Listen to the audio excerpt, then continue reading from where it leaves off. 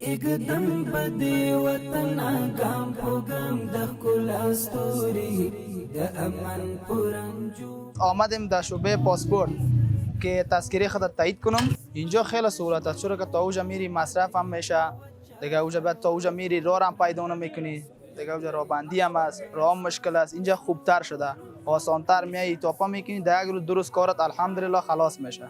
دلته اوس داسې اسانتیا ده، مخکې به اسرای شمالي ته خلک لېږل، سال دوه درې ورځې کې به تذکره ورته کېده، رش کش بیروبار زیات ول نه. اوس دلته زه اوس خپله دلې راغلې ده، هر څه دلته تاییدي ورکوي، په یو ساعت کې دا ټول کار ورته خلاصوي.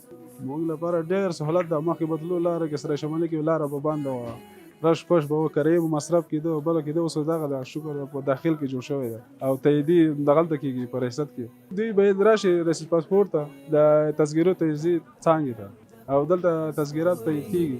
د امن پرنجو بد کړم دواړه